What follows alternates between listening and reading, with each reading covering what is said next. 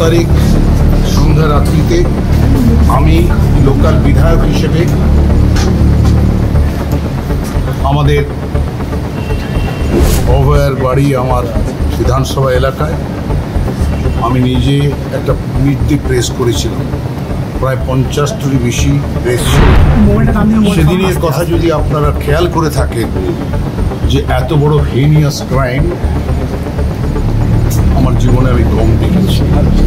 সেদিন আমি বলেছিলাম এর শাস্তি ফাঁসির থেকেও বড় শাস্তি দিতে হয়, এবং সেই দাবি আমি এবং আমার সরকার এই দাবিতেই আমরা অটল আছি। অনেক প্রেস হয়তো ভুল করতে পারে, কিন্তু রাজ্যের এখন বিচার ব্যবস্থাটা সিবিআইয়ের হাতে। সেই সিবিআইতে আজকে আমি এসেছিলাম, তার সময় অ্যাপয়েন্টমেন্ট করে, ওরাও আমাকে আসার জন্য অ্যাপয়েন্টমেন্ট করেছে। ওদের অনেক কথা ছিল যেটা আমি এখানে বলতে পারি না, আমারও অনেক কথা ছিল যেটা আমি এখানে বলতে চাই না। আইনের পথ ধরে চলবে, কিন্তু আমি বলতে পারি ওই এলাকার বিধায়ক হিসেবে 50 বছরও বেশি সময় ধরে মানুষের সঙ্গে আছি। আমি যে বিচারের আইন আমরা নতুন করে তৈরি করেছি পশ্চিমবাংলায়, সেই আইন বলবৎ হবেই, এবং যারা এখানে আমার ডাক্তারকে অত্যাচার করেছে, খুন করেছে, সম্মান নষ্ট করেছে, ব্রুটাল মার্ডার করেছে, তারা শাস্তি পাবে।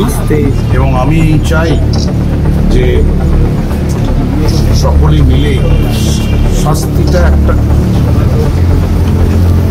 দিক, আর নিজেদের প্রতিপত্তি আরেকটা দিক। এখানে আজকের দিনে শাস্তির কথাটা আমাদের পশ্চিমবাংলায় প্রায় দুঃখ নয় গৌণ হয়ে গিয়েছে, কিন্তু আমাদের সরকার, আমাদের দল এর চরমতম শাস্তি দিয়েই আমরা বিশ্রাম করি। নির্মলদা, 9 তারিখ সকালবেলা আপনি হাসপাতালে যখন গিয়েছিলেন, সকালবেলা যাইনি, তুমি তো ভুল করছো। তাহলে আমি 3:30 গেছি, 3:30 আমার সবার সঙ্গে দেখা হয়ে গেল। ঠিক আছে, সেদিন মানে কি কারণে গেছিলেন? খবর পেয়ে গেছিলেন, না কারণ নির্দেশে গেছিলেন, নাকি ফোন করে? তোমাদের এই হচ্ছে, আমি তোমাদের কাগজ নমস্কার। না মানে বলছি, আমার এলাকার মেয়ে, আমার এলাকার ডাক্তার, আমার এলাকার সব, আমি নিজের নৈতিক দায়িত্ব পালন করতে গিয়েছি।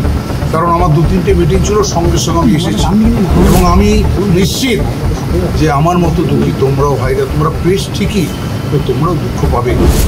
আমি বললাম আমাদের এটা তোমার সাবজেক্ট তো নয়।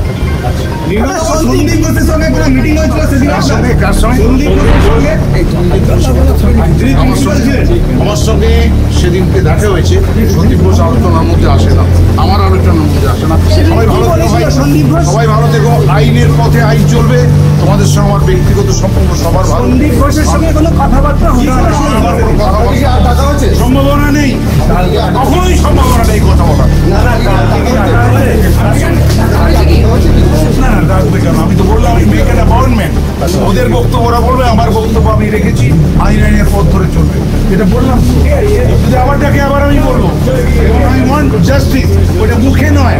আমার পদোন্নতি চাই, জাস্টিস চাই নয়। আমি কার্যত I am here, still my life, to give punishment to these criminals. Bureau report, বিশ্ব টাইমস। ফিরবে হুঁশ, জাগবে মানুষ।